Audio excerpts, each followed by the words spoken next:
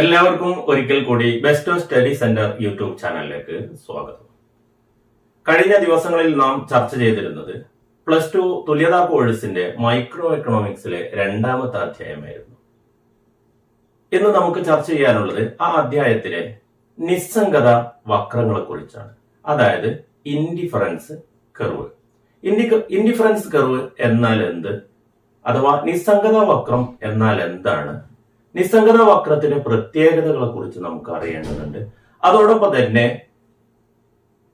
ഉപഭോക്താവിന്റെ സന്തുലിതാവസ്ഥ, അതായത് കൺസ്യൂമേഴ്സ് ഇക്വലിബ്രിയം, ഈ കാര്യങ്ങളെ കുറിച്ചാണ് നമുക്ക് ഇന്ന് ചർച്ച ചെയ്യാനുള്ളത്. കഴിഞ്ഞ വീഡിയോകളിലൊക്കെ നമ്മൾ ഉപഭോക്താവിന്റെ ഉപഭോഗ ബണ്ടിലിനെ കുറിച്ച് നമ്മൾ ചർച്ച ചെയ്തു. അതോടൊപ്പം തന്നെ budget line, budget set, budget ലൈനിലെ മാറ്റങ്ങൾ, ഇതൊക്കെയായിരുന്നു കഴിഞ്ഞ വീഡിയോകളിൽ നാം ചർച്ച ചെയ്തിരുന്നത്. അപ്പൊ ഇന്ന് നമുക്ക് നിസ്സംഗത വക്രം അഥവാ ഇൻഡിഫറൻസ് കർവ് എന്നാൽ എന്ത് എന്ന് നമുക്ക് നോക്കാം. ഏതൊരു ഉപഭോക്താവും ഉൽപ്പന്നങ്ങൾ ഉപയോഗിക്കുന്നത് മാനസിക സംതൃപ്തി ലഭിക്കുന്നതിന് വേണ്ടിയാണെന്ന് നാം കഴിഞ്ഞ ക്ലാസ്സുകളിലൊക്കെ നാം പഠിച്ചു കഴിഞ്ഞു. അപ്പോൾ ഒരു ഉപഭോക്താവിന് ഒരേ സംതൃപ്തി നൽകുന്ന വക്രങ്ങളെ യോജിപ്പിച്ചുകൊണ്ട് വരക്കുന്ന വക്രത്തെയാണ് നമ്മൾ നിസ്സംഗത വക്രം എന്ന് പറയുന്നത്. അതായത് ഒരു ഉപഭോക്താവിന് ഒരേ സംതൃപ്തി ലഭിക്കുന്ന ബണ്ടിലുകളെ യോജിപ്പിച്ചുകൊണ്ട് വരക്കുന്ന വക്രങ്ങളെയാണ് നമ്മൾ നിസ്സംഗത വക്രങ്ങൾ എന്ന് പറയുന്നത്. അപ്പൊ ഉപഭോഗ ബണ്ടിൽ എന്താണെന്ന് നമ്മൾ പറഞ്ഞു കഴിഞ്ഞിരുന്നു. അതായത് ഒരു ഉപഭോക്താവ് വാങ്ങാൻ ഉദ്ദേശിക്കുന്ന രണ്ട് വസ്തുക്കളുടെ അളവുകളുടെ ചേരുവകളെയാണ് നമ്മൾ ഉപഭോഗ ബണ്ടിൽ എന്ന് പറയുന്നത്. അപ്പൊ ഉപഭോഗ ബണ്ടിലുകളിൽ നിന്ന് ഒരേ സംതൃപ്തി നൽകുന്ന, ഒരേ ആശ്വാസം നൽകുന്ന ബണ്ടിലുകളെയാണ് നമ്മൾ, അവകളെ യോജിപ്പിച്ചുകൊണ്ട് വരക്കുന്ന വക്രങ്ങളെയാണ് നമ്മൾ ഇൻഡിഫറൻസ് കർവ് അഥവാ നിസ്സംഗത വക്രം എന്ന് പറയുന്നത്. അപ്പൊ എന്താണ് ഒരേ സംതൃപ്തി നൽകുന്ന ബണ്ടിലുകൾ എന്ന് നമുക്ക് നോക്കാം. ഒരു ഉപഭോക്താവിന്റെ ഒരു ബണ്ടിൽ നോക്കാം. നമുക്ക് 1, 5. അതുപോലെ മറ്റൊരു ബണ്ടിൽ നോക്കാം 5, 1. ഇവിടെ നോക്കൂ, എന്താണ് ഈ 1, 5, 5, 1 എന്നതുകൊണ്ട് ഉദ്ദേശിക്കുന്നത്? ഒന്നാമത്തെ സാധനത്തിന്റെ 1 യൂണിറ്റും രണ്ടാമത്തെ സാധനത്തിന്റെ 5 യൂണിറ്റുമാണ് ഈ 1, 5 എന്നതുകൊണ്ട് ഉദ്ദേശിക്കുന്നത്. ഇനി രണ്ടാമത്തെ നോക്കൂ, 5 എന്ന് പറയുന്നത് ഒന്നാമത്തെ സാധനത്തിന്റെ 5 യൂണിറ്റും 1 എന്നുള്ളത് രണ്ടാമത്തെ സാധനത്തിന്റെ 1 യൂണിറ്റുമാണ്. അപ്പൊ ഇവിടെ നോക്കൂ, 1, 5, 5, 1 ഈ രണ്ട് ബണ്ടിലുകളും ഉപഭോക്താവിനെ സംബന്ധിച്ചിടത്തോളം ഒരേ സംതൃപ്തിയാണ് നൽകുന്നതെന്ന് നമ്മൾ സങ്കല്പിക്കുന്നു.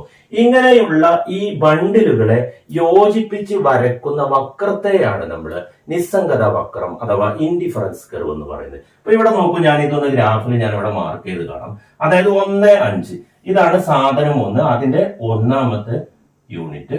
ഇവിടെ നോക്കൂ 5. അപ്പൊ 1, 5 ഇവിടെ നമുക്ക് മാർക്ക് ചെയ്യാം 1, 5. ഇനി 5, 1. അപ്പോ എക്സിൽ നമ്മൾ 5 എടുക്കുന്നു, വൈയിൽ 1 എടുക്കുന്നു.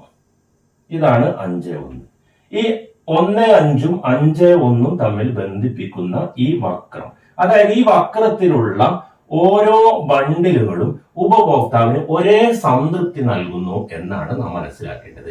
അപ്പൊ ഒരേ സംതൃപ്തി നൽകുന്ന ബണ്ടിലുകളെ യോജിപ്പിച്ച് വരക്കുന്ന വക്രത്തെയാണ് നമ്മൾ ഇൻഡിഫറൻസ് കർവ് അഥവാ നിസ്സംഗത വക്രം എന്ന് പറയുന്നത്. ഇനി നോക്കൂ, ഈ ഇൻഡിഫറൻസ് കർവിൽ കാണുന്നത് ഇവിടെ 2, ഇവിടെ 5. അപ്പൊ 2, 5 എന്ന് പറയുന്ന ബണ്ടിൽ. ഇനി നോക്കൂ, ഇവിടെ 5, 2, 5, 2. ഇതും ഉപഭോക്താവിനെ സംബന്ധിച്ചിടത്തോളം ഒരേ സംതൃപ്തി നൽകുന്നു എന്ന് നമ്മൾ സങ്കല്പിക്കുന്നു. ഇങ്ങനെ ഒരേ സംതൃപ്തി നൽകുന്ന ബണ്ടിലുകളെ യോജിപ്പിച്ച് വരക്കുന്ന വക്രങ്ങളെ നമുക്ക് നിസ്സംഗത വക്രങ്ങൾ അഥവാ ഇൻഡിഫറൻസ് കർവ് എന്ന് പറയുന്നു. ഇനി ഒരുപാട് വക്രങ്ങളെ അല്ലെങ്കിൽ ഒരു കൂട്ടം ഇൻഡിഫറൻസ് കർവുകളെ നമ്മൾ ഒരേ ചിത്രത്തിൽ ഇവിടെ ചിത്രീകരിച്ച രീതിയിൽ കാണിച്ചാൽ ഇതിനെ നമ്മൾ നിസ്സംഗത വക്രങ്ങളുടെ മാപ്പ് എന്ന് നമ്മൾ പറയുന്നു. അതായത് ഇൻഡിഫറൻസ് കർവ് മാപ്പ് എന്ന് പറയുന്നു. അതായത് ഒന്നിൽ കൂടുതൽ നിസ്സംഗത വക്രങ്ങളെ ഒരേ ഗ്രാഫിൽ നമ്മൾ ചിത്രീകരിച്ചു കഴിഞ്ഞാൽ നമുക്ക് നിസ്സംഗത വക്രങ്ങളുടെ മാപ്പ് ലഭിക്കുന്നു. ഇനി ഈ നിസ്സംഗത വക്രങ്ങളുടെ പ്രത്യേകതകൾ എന്തൊക്കെയാണെന്ന് നമുക്ക് നോക്കാം. നിസ്സംഗത വക്രങ്ങൾ എന്ന് പറയുമ്പോൾ നമ്മൾ പറഞ്ഞു കഴിഞ്ഞു, ഒരേ സംതൃപ്തി നൽകുന്ന ബണ്ടിലുകളെ യോജിപ്പിച്ച് വരക്കുന്ന വക്രങ്ങളെയാണ് നമ്മൾ നിസ്സംഗത വക്രങ്ങൾ എന്ന് പറയുന്നത്.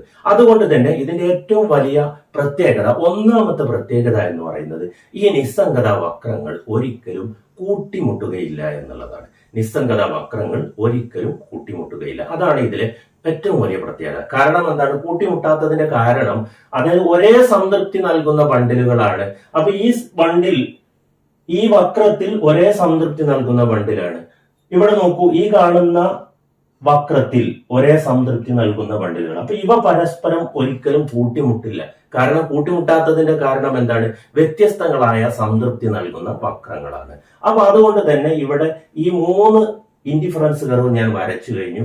ഈ ഇൻഡിഫറൻസ് കർവ് ഒരിക്കലും കൂട്ടിമുട്ടുകയില്ല എന്നുള്ളതാണ് ഇതിലെ ഏറ്റവും വലിയ പ്രത്യേകത. ഇനി രണ്ടാമത്തെ പ്രത്യേകത നമുക്ക് നോക്കാം. ഇൻഡിഫറൻസ് കർവ് എപ്പോഴും കോൺവെക്സ് ആകൃതിയിലാണ്. അതായത് ഇവിടെ നിന്ന് കണ്ടോ, ഇങ്ങനെ ഈ ആകൃതിയെയാണ് നമ്മൾ കോൺവെക്സ് എന്ന് പറയുന്നത്. അപ്പോൾ ഇൻഡിഫറൻസ് കർവുകൾ കോൺവെക്സ് ആകൃതിയിലായിരിക്കും എന്നുള്ളതാണ് ഇതിന്റെ രണ്ടാമത്തെ പ്രത്യേകത. ഇനി നമുക്ക് മൂന്നാമത്തെ പ്രത്യേകത നോക്കാം. മൂന്നാമത്തെ പ്രത്യേകത എന്ന് പറയുന്നത്, ഇങ്ങനെ ഉയർന്നു പോകുന്ന ബണ്ടിലുകൾ ഒരു ഉപഭോക്താവിന് കൂടുതൽ സംതൃപ്തി നൽകുന്നു എന്നുള്ളതാണ്. ഇവിടെ നോക്കൂ, നമ്മൾ ഈ ഗ്രാഫിൽ വരച്ചിരിക്കുന്നത് 1, 5, 5, 1 ബണ്ടിലുകളാണ്. എന്നാൽ തൊട്ടടുത്ത ഈ വക്രത്തിലുള്ളത് 2, 5, 5, 2. അതായത് ഇവിടെ ഒരു യൂണിറ്റ് ഇവിടെ കൂടുതലായി വാങ്ങിയത് കാണാം. അതായത് ഇവിടെ 1 ഉള്ള സ്ഥാനത്ത് ഇവിടെ 2 ആണ്. അതായത് ഉപഭോക്താവിന് കൂടുതൽ സംതൃപ്തി ലഭിക്കുന്നു എന്നുള്ളതാണ്. അപ്പോൾ ഇൻഡിഫറൻസ് കർവുകൾ മുകളിലോട്ട് പോകും തോറും, അല്ലെങ്കിൽ നമ്മൾ ബോർഡിലേക്ക് നമ്മൾ ഈ ദിശയിൽ നിൽക്കുമ്പോൾ നമ്മുടെ വലതു ഭാഗമാണ് ഇവിടെ ഉള്ളത്. അപ്പോൾ വലതു ഭാഗത്തേക്ക് പോകും തോറും ഇൻഡിഫറൻസ് വക്രങ്ങൾ, അതായത് നിസ്സംഗത വക്രങ്ങൾ കൂടുതൽ സംതൃപ്തി നൽകുന്നു. കൂടുതൽ സംതൃപ്തി നൽകുക എന്ന് പറഞ്ഞാൽ കൂടുതൽ അളവുകൾ ആ ഉപഭോക്താവിന് ഉപയോഗിക്കാൻ കഴിയുന്നു എന്നുള്ളതാണ്. അപ്പം മൂന്നാമത്തെ പ്രത്യേകതയാണ് നാം പറഞ്ഞു കഴിഞ്ഞത്. ഇൻഡിഫറൻസ് കർവുകൾ, അതായത് നിസ്സംഗത വക്രങ്ങൾ വലത്തോട്ട് നീങ്ങും തോറും ഉപഭോക്താവിന് കൂടുതൽ സംതൃപ്തി ലഭിക്കുന്നു. അപ്പൊ നമ്മൾ 3 പോയിന്റുകൾ പറഞ്ഞു. ഒന്നാമത്തെ പോയിന്റ്, നിസ്സംഗത വക്രങ്ങൾ ഒരിക്കലും കൂട്ടിമുട്ടുകയില്ല. രണ്ടാമത്തത്, നിസ്സംഗത വക്രങ്ങളുടെ ആകൃതി കോൺവെക്സ് ലെൻസ് അടിസ്ഥാനത്തിലാണ്. മൂന്നാമത്തത്, നിസ്സംഗത വക്രങ്ങൾ മുകളിലോട്ട് പോകും തോറും കൂടുതൽ സംതൃപ്തികൾ നൽകുന്നു എന്നുള്ളതാണ്. ഇനി നാലാമത്തെ പ്രത്യേകത എന്ന് പറയുന്നത്, ഇൻഡിഫറൻസ് കർവ് ഇടത്ത് നിന്ന് വലത്തോട്ട് ചെരിഞ്ഞ് നിൽക്കുന്നു, താഴോട്ട് നീങ്ങുന്നു. അതായത് ഇടത്ത് നിന്ന് വലത്തോട്ട് ഇങ്ങനെ താഴ്ന്നിറങ്ങുന്ന ആകൃതിയാണ് ഇൻഡിഫറൻസ് കർവിന്, അതായത് നിസ്സംഗത വക്രത്തിനുള്ളത്. ഇതാണ് നിസ്സംഗത വക്രങ്ങളുടെ പ്രത്യേകതകൾ എന്ന് പറയുന്നത്. വളരെ ഇമ്പോർട്ടന്റ് ഉള്ളതാണ്. അപ്പൊ നിസ്സംഗത വക്രങ്ങളുടെ പ്രത്യേകത നമ്മൾ 4 പറഞ്ഞു കഴിഞ്ഞു. ഇനി നമുക്ക് ഒരു ഉപഭോക്താവിന്റെ സന്തുലിതാവസ്ഥയെ കുറിച്ച് പറയാം. എന്താണ് ഉപഭോക്താവിന്റെ സന്തുലിതാവസ്ഥ എന്ന് പറയുന്നത്? നമുക്കറിയാം, ഒരു ഉപഭോക്താവ് ഉൽപ്പന്നങ്ങൾ ഉപയോഗിക്കുന്നത് അവർക്ക് കൂടുതൽ സംതൃപ്തി ലഭിക്കുന്നതിന് വേണ്ടിയാണ്. അപ്പൊ ഏറ്റവും കൂടുതൽ സംതൃപ്തി ലഭിക്കുന്നത് എവിടെയാണോ അവിടെയാണ് ആ ഉപഭോക്താവിന് സന്തുലിതാവസ്ഥ, അതായത് ഇക്വിലിബ്രിയം ലഭിക്കുന്നത്. അതായത് മാറ്റം ആഗ്രഹിക്കാത്ത പോയിന്റിനെയാണ് നമ്മൾ ഇക്വിലിബ്രിയം എന്ന് പറയുന്നത്. അപ്പൊ ഒരു ഉപഭോക്താവിന്റെ നിസ്സംഗത വക്രവും അതുപോലെ തന്നെ ബജറ്റ് ലൈനും കൂട്ടിമുട്ടുന്ന ഒരു പോയിന്റ് ഉണ്ടാകും. അതാണ് ഒരു ഉപഭോക്താവിനെ സംബന്ധിച്ചിടത്തോളം അദ്ദേഹത്തിന്റെ സന്തുലിതാവസ്ഥ എന്ന് പറയുന്നത്. ഒന്നുകൂടെ പറയാം, ഉപഭോക്താവിന്റെ നിസ്സംഗത വക്രവും അതുപോലെ ബജറ്റ് ലൈനും കൂട്ടിമുട്ടുന്ന ഒരു പോയിന്റ്. നമുക്കറിയാം, ബജറ്റ് ലൈൻ എന്ന് പറയുന്നത് ഒരു ഉപഭോക്താവിന്റെ വരുമാനം മുഴുവനായി ഉപയോഗപ്പെടുത്തി വാങ്ങാൻ കഴിയുന്ന ബണ്ടിലുകളെ യോജിപ്പിക്കുന്നതാണ് ബജറ്റ് ലൈൻ എന്ന് പറയുന്നത്. ഉപഭോക്താവിന്റെ ഏറ്റവും കൂടുതൽ സംതൃപ്തി ലഭിക്കുന്ന, അതായത് ഒരേ സംതൃപ്തി ലഭിക്കുന്ന ബണ്ടിലുകളെ യോജിപ്പിച്ച് വരക്കുന്നതാണ് നിസ്സംഗത വക്രങ്ങൾ. അപ്പൊ ഉപഭോക്താവിന്റെ വരുമാനം പൂർണ്ണമായി ഉപയോഗപ്പെടുത്തി വരക്കുന്ന ബജറ്റ് ലൈൻ ഏത് നിസ്സംഗത വക്രത്തെയാണ് കൂട്ടിമുട്ടുന്നത് അവിടെയാണ് ഒരു ഉപഭോക്താവിന് ഏറ്റവും കൂടുതൽ സംതൃപ്തി ലഭിക്കുന്നത്.